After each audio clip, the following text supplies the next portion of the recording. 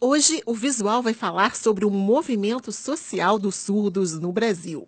E para falar sobre o assunto, nós vamos conversar com Antônio Campos de Abreu, pesquisador, professor de história e militante surdo. Antônio participou do processo de luta pelo reconhecimento da Libras e das identidades surdas. E o seu trabalho é uma importante conquista para as discussões e articulações da história dos movimentos sociais dos surdos. Olá, Antônio. Bem-vindo ao Visual. Tudo bom, Cláudia? Eu agradeço. Estou feliz pelo convite. Antônio, nos anos 70, profissionais ouvintes ligados à surdez fundam a Federação Nacional de Educação e Integração do Deficiente Auditivo, a FENEIDA, e, posteriormente, foi criada a FENEIS, Federação Nacional de Educação dos Surdos. Conta pra gente como foi todo esse movimento de luta. Nos anos 70 nasceu a FENEIDA, graças ao trabalho de pessoas ouvintes, mas sem a participação de representantes surdos na diretoria. Então formamos um grupo de profissionais surdos para reivindicar a nossa participação ali. Esta luta pela acessibilidade é nossa. Ao entrarmos, mudamos o nome para FENEIS, com a palavra surdos no final. Ou seja, a FENEIS nasce a partir de uma representatividade efetiva, e o rumo da instituição não dependia mais da pessoa ouvinte para a tomada de decisões. Com uma gestão de surdos, a FENEIS se consolidou e cresceu bastante. Qual a importância da FENEIS no movimento social dos surdos?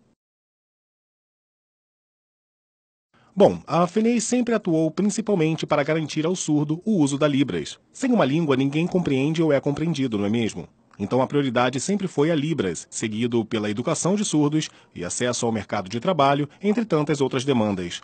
Sempre que é dado ao surdo o direito de se comunicar, as barreiras sociais deixam de existir, deixando claro que, para o surdo, é importante que a comunicação seja em Libras. Quando iniciei o meu mandato na presidência, a nossa principal luta foi pela conquista da Lei de Libras. A partir deste reconhecimento, tudo nitidamente começou a mudar e, logo depois, com o decreto de regulamentação, houve a criação do curso de Letras Libras e toda a transformação que vivemos atualmente. Antes as coisas eram muito mais difíceis para nós. Estes foram passos importantes que abriram portas para um crescimento.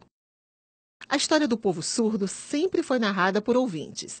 Com o avanço das leis de acessibilidade, esse cenário mudou? Como você vê essa evolução?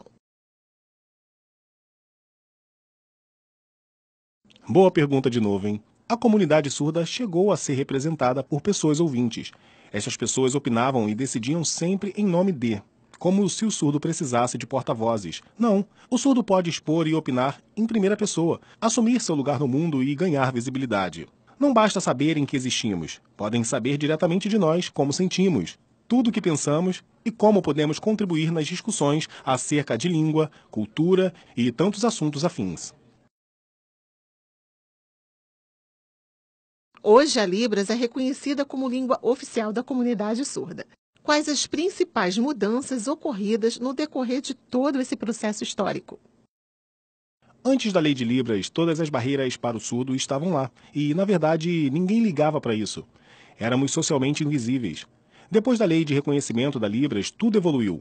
Passamos a ter direito ao intérprete de Libras, conseguimos as legendas em português, professores surdos passaram a ser contratados e a serem inseridos nos concursos.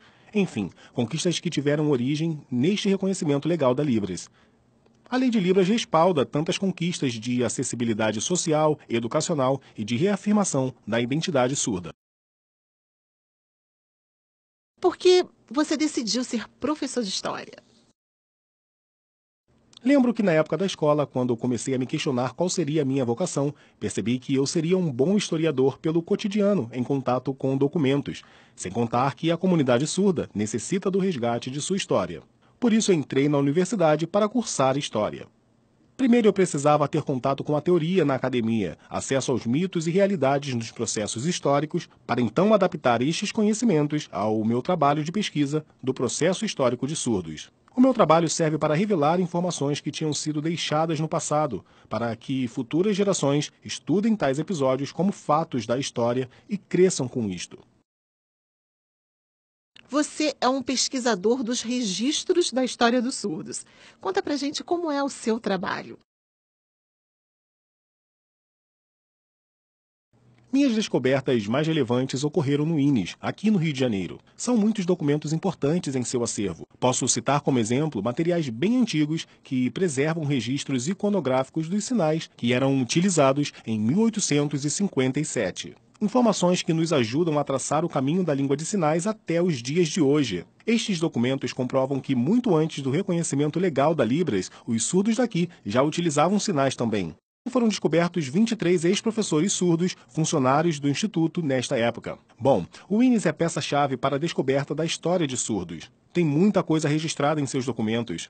O Instituto teve professores surdos em sala de aula, na gráfica que funcionava lá dentro, inspetores surdos de alunos. Estas pessoas não estão nos livros de história. Essa história é contada pelos arquivos do INES. O meu objetivo é encontrar estes documentos e divulgá-los para que todo brasileiro possa conhecer mais sobre estes personagens e suas histórias. A comunidade surda é um universo repleto de informações. Há quem se interesse por esportes, outros gostam de falar sobre cultura. Ainda tem muito ouvinte que nos enxerga apenas como pessoas que precisam aprender a oralizar, pessoas sem interesses pessoais, sem capacidades. Como falar sobre identidade surda sem saber mais sobre os surdos?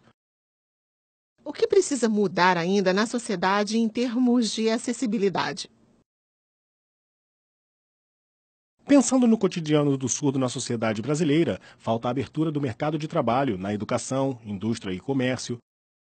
A igualdade de oportunidades. O surdo não pode perder uma vaga só por ser surdo. Temos que acabar com essa conversa de que o surdo tem que viver de benefício por invalidez.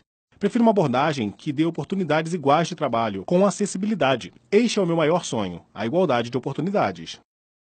Eu fui aluno do INES até que meus pais me transferiram para uma escola inclusiva, numa turma de ouvintes. Enfrentei muitas barreiras nesta época. Sem intérpretes, para eu aprender qualquer coisa, precisava me esforçar muito mais do que os outros alunos. Hoje em dia, os surdos têm direito a um intérprete, por exemplo, e é muito mais tranquilo. As portas se abriram. Intérpretes educacionais, na área da saúde, guias intérpretes, até na televisão, como é o caso aqui do visual. Não ouvir, cada dia menos é sinônimo de exclusão. O surdo é extremamente visual.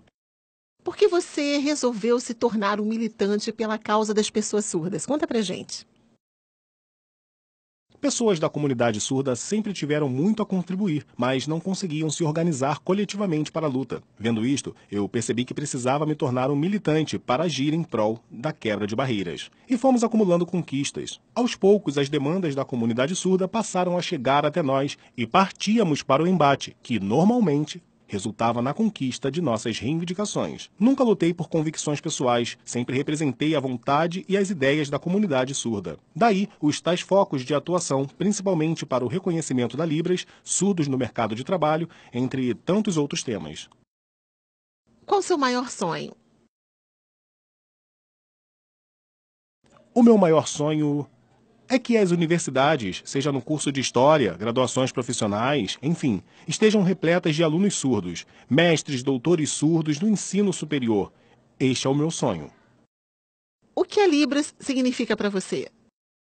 Bom, a Libras significa... Veja bem, não é natural que uma pessoa ouvinte brasileira se comunique usando a sua voz, em português? Por que então proibir que o surdo também use uma língua natural para a forma dele ser? Um indivíduo visual precisa de uma língua que atenda a esta premissa. Comparando assim, percebe-se que falar em Libras para um surdo é o mesmo que falar em português para um ouvinte. Antônio, para a gente encerrar, você pode deixar uma mensagem para a comunidade surda?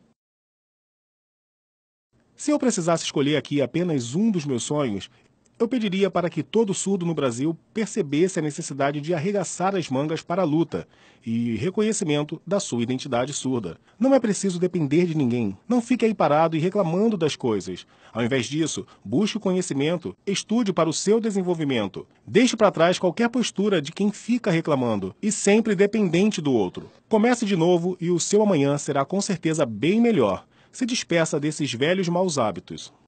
Antônio, muito obrigada por sua participação aqui no Visual. O prazer é todo meu em aproveitar a oportunidade importante de trazer informações na TV, aqui no Visual. Obrigado.